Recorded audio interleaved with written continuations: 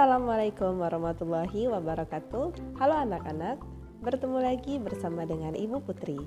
Bagaimana kabar anak-anak pada hari ini? Semoga kita selalu dalam keadaan sehat sehingga kita dapat semangat untuk melakukan aktivitas pada hari ini dan tentunya lebih semangat untuk mengikuti pelajaran Ibu pada hari ini. Sebelum kita memulai pelajaran kita pada hari ini, mari bersama-sama kita berdoa menurut agama dan kepercayaan kita masing-masing. Berdoa dimulai.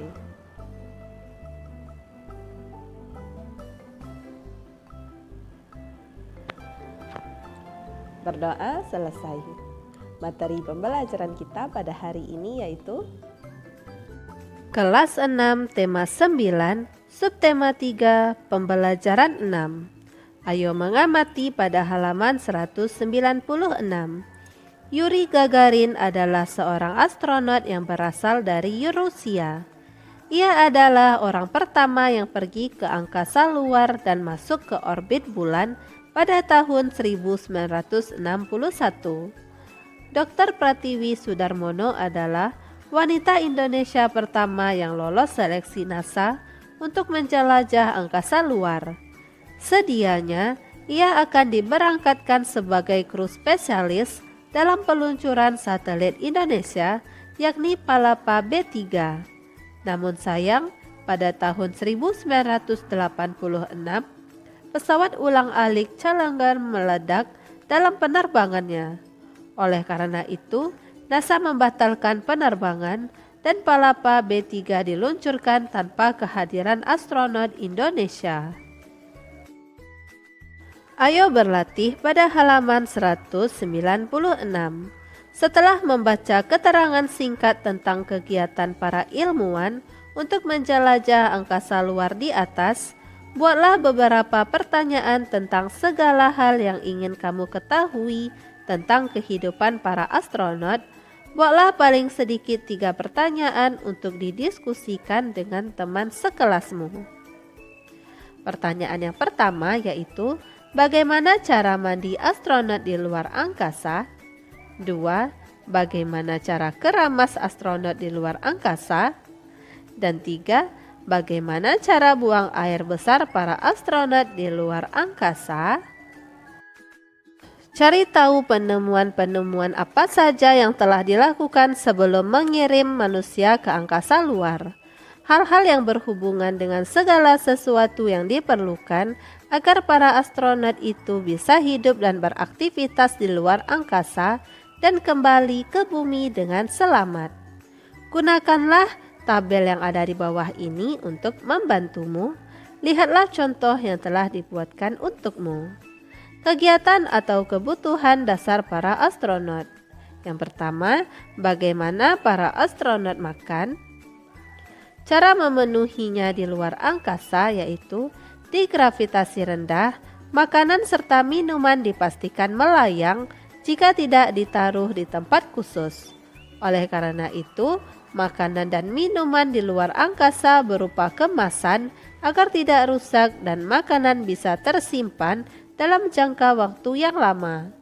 Makanan ditaruh di atas nampan dan dibungkus dengan jaring-jaring agar tidak melayang kemana-mana. Yang kedua, kegiatan atau kebutuhan para astronot yaitu bagaimana para astronot tidur. Cara memenuhinya di luar angkasa yaitu para astronot tidur di ruang tidur dengan kantong tidur agar tidak melayang. Para astronot mengikat tubuhnya agar tidur nyenyak di antara suara mesin pesawat yang bising. Mereka menggunakan penutup mata dan penutup telinga. Yang ketiga, bagaimana astronot mandi? Yaitu, ketika para astronot berada di kamar mandi, para astronot menggunakan kantong plastik air dan busa basah khusus yang dapat digunakan buat membasuh badan. Dan untuk menghindari percikan air melayang-layang di udara, maka kamar mandi dibuat khusus agar dapat menyedot gumpalan air tersebut. Berikutnya, bagaimana astronot keramas?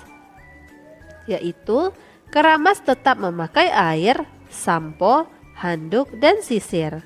Air berasal dari kantong air dan berupa gumpalan. Untuk mulai keramas, astronot mengeluarkan gumpalan air dari kantong dan mengolesnya ke kulit kepala astronot. Butuh kedua tangan untuk meratakan air. Setelah air rata dan rambut cukup basah, baru sampo dioleskan ke kulit kepala dan rambut digosok. Sampo didesain tidak mengeluarkan busa. Jika rambut sudah bersih, dapat dibasuh kembali dan dikeringkan dengan handuk. Berikutnya, bagaimana astronot memasak? Bahan-bahan memasak sudah tersedia saat dibawa dari bumi. Astronot harus hati-hati saat memasak. Pisau atau benda-benda tajam lainnya tidak bisa diletakkan sembarangan karena bisa melayang dan melukai tubuh. Memasak dibuat lebih mudah. Contohnya bayam kering dalam kemasan. Bayam tersebut tinggal diberi air panas dengan sambungan air panas tertentu yang disiapkan dengan tombol tertentu. Tekan tombol dan bayam pun matang. Selanjutnya, bagaimana astronot buang air besar? Kalau astronot ingin buang air kecil, disediakan sebuah selang khusus agar tidak berceceran kemana-mana. Ukuran WC di pesawat luar angkasa cukup kecil, hanya 10 cm. NASA memasang kamera di dalam lubang WC agar astronot dapat dengan mudah menyaksikan kembali apa yang mereka lakukan di dalam toilet. Untuk mekanisme pembuangan, toilet di stasiun luar angkasa sudah dirancang agar bisa menghisap limbah dan memasukkannya ke sebuah wadah penyimpanan khusus. Nantinya, limbah tersebut dibuang ke luar angkasa, sedang urin atau air kencing manusia bakal kembali diproses atau didaur ulang secara canggih agar bisa diminum kembali. Apa sajakah yang diperlukan untuk menjadi seorang astronot? Menurut Badan Antariksa Amerika atau NASA, syarat menjadi astronot antara lain 1. Kewarganegaraan, harus mempunyai negara sebagai dasar hukum. 2. Latar belakang pendidikan, mempunyai kemampuan di bidang akademis tertentu. 3. Pengalaman, minimal memiliki setidaknya pengalaman 3 tahun bekerja di bidang terkait jurusan yang sesuai setelah lulus. 4. Fisik, lulus dari tes fisik calon astronot NASA. Dan 5. Soft skill, memiliki jiwa kepemimpinan, mampu bekerja dalam tim, kemampuan komunikasi yang baik. Yuk kerja bakti, oleh Niken Ari. Musim hujan telah tiba, warga Kelurahan Mekarjaya Depok bersiap menghadapi musim itu. Biasanya bersamaan dengan musim hujan, penyakit demam berdarah juga datang karena banyaknya air yang tergenang. Untuk menghindari adanya warga yang terkena demam berdarah, Pak RT mengajak warganya untuk bekerja bakti membersihkan lingkungan hari Minggu ini. Ayah, aku mau ikut kerja bakti dong, aku sudah siap nih, kata Romi saat melihat ayahnya bersiap-siap akan ikut kerja bakti. Wah, boleh sekali nak, sekarang kamu pakai sepatu boot dan bawa sekop kecil itu ya, ujar ayah. Romi langsung mengambil sepatu bootnya dalam lemari. Ia memakainya dengan cepat, tak lupa ia membawa sekop kecil dan topi seperti yang diminta ayah. Setelah siap, mereka pun berangkat menuju lapangan tempat para warga berkumpul. Di lapangan sudah banyak orang berkumpul. Bapak-bapak yang akan bekerja bakti itu sedang mengisi tenaga dengan makanan yang disiapkan ibu-ibu dan anak-anak perempuan. Ibu Romi, Sinta, serta adik Romi juga sibuk membantu membawakan makanan, teh, dan kopi. Wah, pantas saja tadi di rumah ibu membuat banyak sekali pisang goreng, pikir Romi. Tidak hanya bapak-bapak yang akan bekerja bakti, anak laki-laki seusia Romi juga ikut membantu. Romi melihat temannya Adi dan Budi sudah berada di lapangan. Adi membawa cangkul kecil dan Budi membawa beberapa karung. Tak lama kemudian kerja bakti dimulai. Semua orang yang ikut serta bekerja bakti langsung menyebar ke daerah RT 3.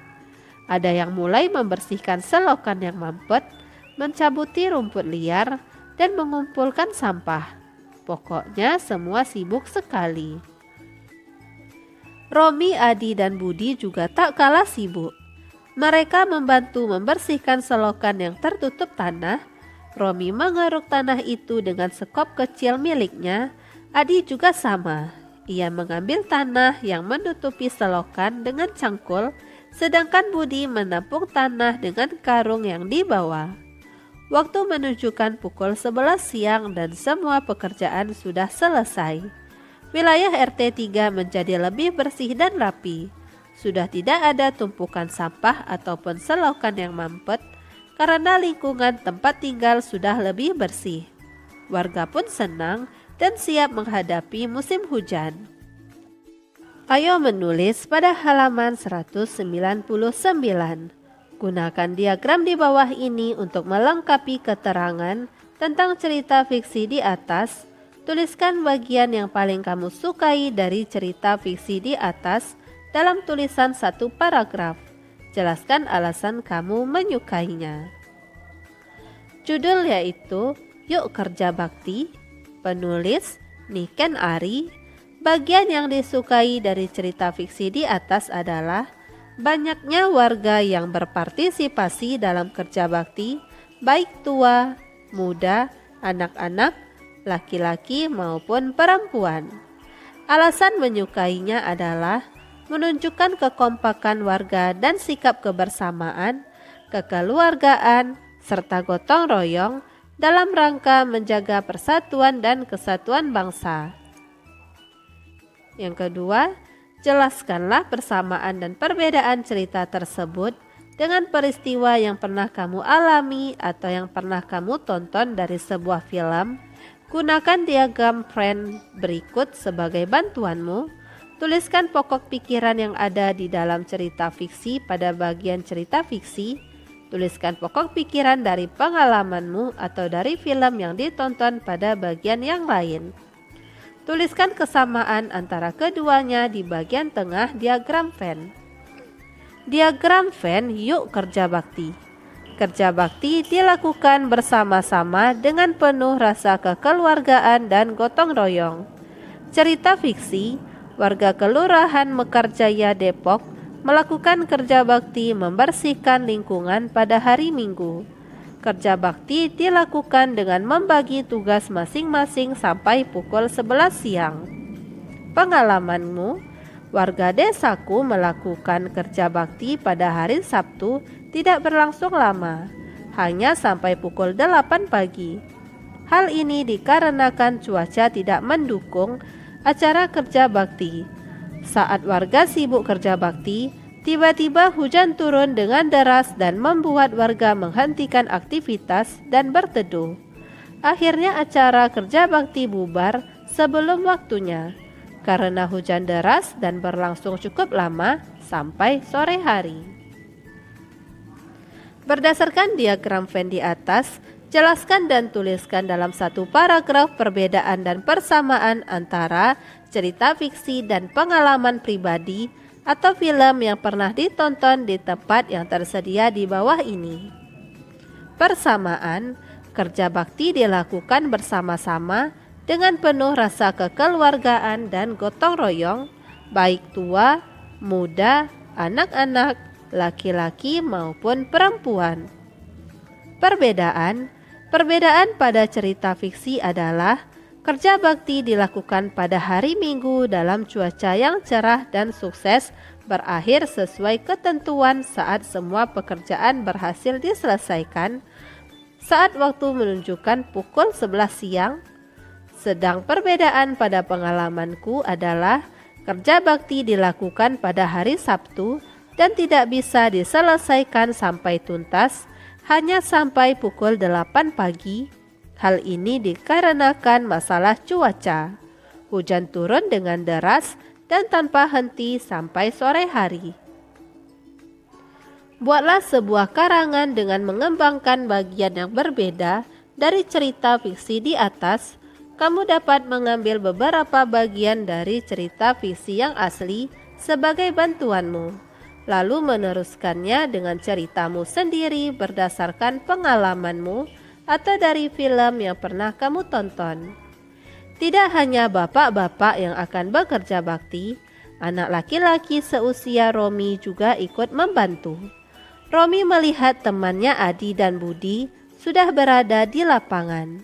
Adi membawa cangkul kecil dan Budi membawa beberapa karung. Adi dan Budi bekerja sambil bercanda. Saat Romi sedang asik bekerja, tiba-tiba terdengar jeritan pelan dan Romi segera menoleh ke arah asal suara. Ternyata kaki Adi berdarah terkena cangkul yang dibawanya, sedang Budi hanya bengong terkejut melihat kaki Adi yang berdarah. Suasana sempat gaduh. Romi segera memberitahu ayahnya atas kejadian tersebut. Dengan cekatan, ayah Romi segera melakukan pertolongan pertama kepada Adi. Akhirnya suasana kembali tenang setelah Adi bisa ditangani dengan baik. Lipatlah kertas ukuran A4 menjadi 2 bagian sama besar. Pada sisi kanan gambarlah cerita fiksi dengan gambar yang jelas dan mewakili, dan di sisi kiri gambarkan pengalamanmu yang membedakan dengan cerita fiksi di atas. Berikut ini adalah contoh gambar mengenai dari cerita fiksi dan pengalamanku atau film.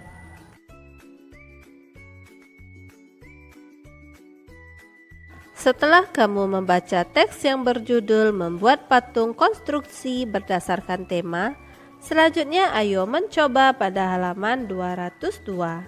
Membuat patung dengan tema manusia.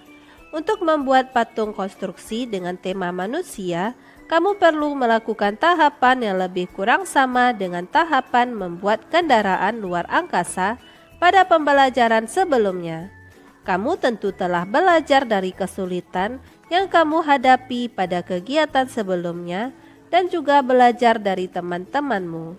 Sekarang saatnya merancang dan membuat patung yang menyerupai manusia dengan lebih baik. Bentuk manusia yang kamu ciptakan dapat berupa robot yang menyerupai manusia atau bentuk lain yang menyerupai manusia. Hal utama dan pertama yang harus kamu lakukan adalah membuat rancangan dalam bentuk gambar. Mulailah dengan rancangan sederhana dan ukuran yang tidak terlalu besar. Ukuran patung yang besar tentu akan memerlukan bahan yang lebih banyak dan waktu pengerjaan yang lebih lama. Langkah kedua adalah mencari bahan-bahan dan alat yang tersedia dan diperlukan untuk membuatnya. Berikutnya adalah mencari cara merangkainya. Berikut ini adalah beberapa contoh bentuk patung konstruksi sederhana dengan tema manusia yang dapat kamu kembangkan.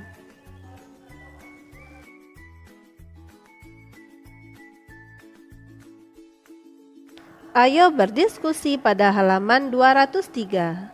Bacalah kembali cerita fiksi tentang kerja bakti di atas dengan seksama.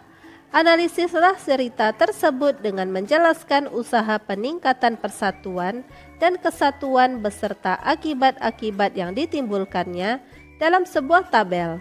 Lalu mintalah kelompok lain untuk menganalisis dampaknya terhadap bangsa dan negara. Lalu bersama dengan teman sekelompokmu buatlah sebuah skenario drama yang menceritakan sebuah peristiwa yang berhubungan dengan persatuan dan kesatuan. Tampilkan hasil skenariomu dalam bentuk bermain peran di depan kelas. Analisis cerita Yuk Kerja Bakti. Usaha peningkatan persatuan dan kesatuan yang pertama, Pak RT mengajak warganya untuk bekerja bakti membersihkan lingkungan.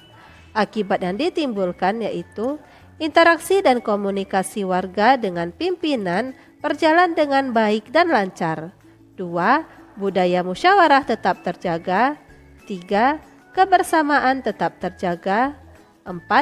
Lingkungan yang bersih tetap terjaga. Dan 5. Dapat mencegah sumber-sumber penyakit. Yang kedua, Romi ikut ayahnya kerja bakti.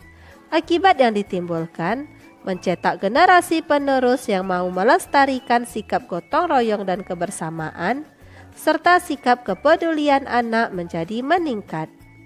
Yang ketiga, ibu-ibu menyiapkan makanan untuk peserta kerja bakti. Akibat yang ditimbulkan, yang pertama, cukupnya tenaga untuk kerja bakti, dan sikap kekeluargaan dan kebersamaan tetap terjaga tanpa ada diskriminasi. Dan yang keempat, anak laki-laki seusia Romi juga ikut membantu. Akibat yang ditimbulkan, melatih kepedulian sejak usia anak-anak dan tubuh sehat karena berolahraga dengan jalan turut bekerja bakti.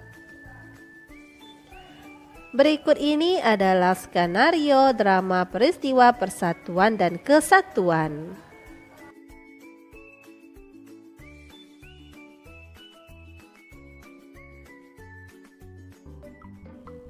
Demikianlah materi yang dapat Ibu sampaikan pada hari ini.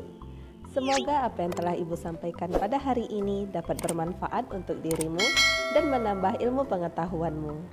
Jika dalam penyampaian materi ada tutur kata Ibu yang kurang berkenan, Ibu mohon maaf. Akhir kata, wassalamualaikum warahmatullahi wabarakatuh.